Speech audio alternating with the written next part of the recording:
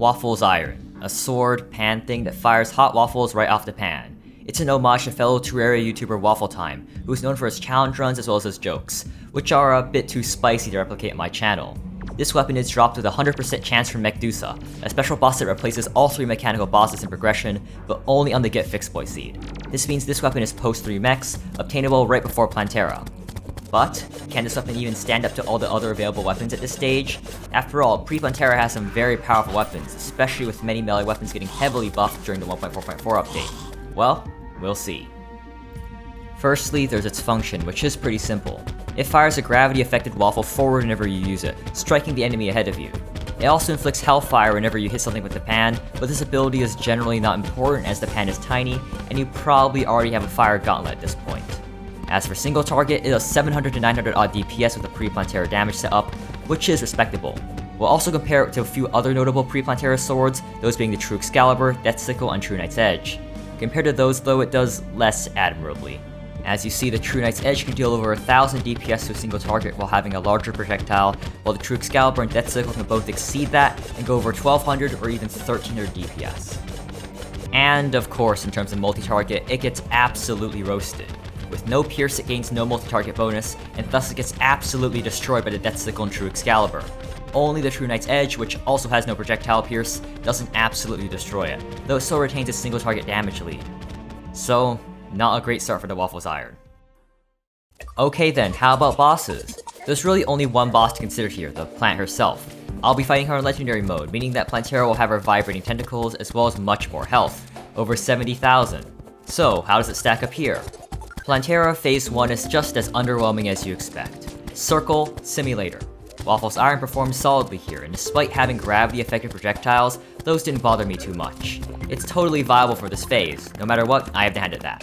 However, we must also consider the others, and it isn't looking too hot for the Waffle. As some of you might have expected, this slow-moving circle plant represents a prime example of the Death Sickle's natural habitat, and is able to deal much more damage than the Waffle due to this, especially with the lingering and piercing projectile. The True Excalibur also makes an appearance. If you're willing to be a bit more brave, the True Excalibur dishes out heavenly amounts of damage, at least double that of the Waffle. However, the Waffle is not the worst because of this, the True Knight's Edge. It does roughly the same damage as the Waffle, but with one downside. The projectiles are laggy. Since the projectiles need to spin up before they go forward, they perpetually lag behind your cursor, which makes it much harder to aim. It's not anything you can't compensate for, but I would still rather use the Waffle during Phase 1. So here, at least the Waffle isn't the worst. Then we can move on to the second phase. This is when the real fight starts. Here we shall make use of what Waffle Time would call an oh shit, oh god, oh fuck tunnel, or Osagoth for short.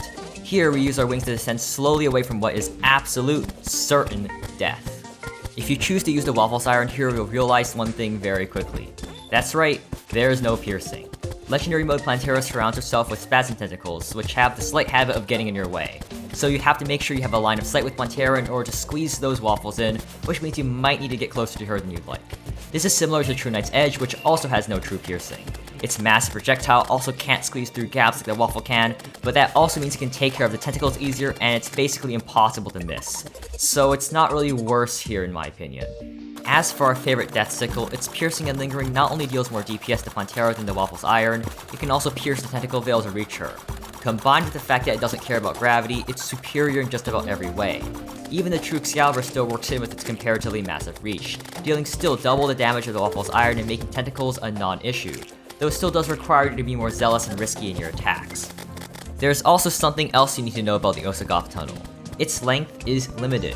This means that while you're reasonably safe in this tunnel, you also need to deal enough DPS so that you don't enrage Plantera when you reach Hell, which is certain death. I built an Osagoth tunnel from roughly the start of the cavern layer to the opening of Hell in a medium world. That's about half a medium world or 1/3 of a large world in height. In this tunnel, only the latter two were able to kill Plantera before she reached the bottom, while the former two required me to turn around at the end so I wouldn't die. This maneuver can be dangerous, so that's also something to consider if you're playing on a smaller world size or have built your arena closer to the bottom. So, what I've gleaned from all 20 GB of my Plantera fights is that it's decent, but not great. I mean, it managed to defeat it consistently. There are certainly better options available in every aspect, and the Death Sickle basically just functions as a better version of it. It also can't even redeem itself in regards to swarms, as it has no multi-target. If you were to farm for Death Sickle in the Solar Eclipse, the True Excalibur makes light work of everything. Compared to the Waffle Iron, there's just no comparison for swarms. Even the True Knight's Edge works better in Swarms as it has a massive projectile, and everything else has some form of piercing ability. The Waffle's Iron, meanwhile, has none of these. Overall, the Waffle's Iron is definitely a viable weapon, unlike some other weapons I went over. It's not bad like the Ghastly Glaive or obscure like the Bloody Machete. It clearly can do the job, just not as well as the other weapons that are close to as easily obtainable.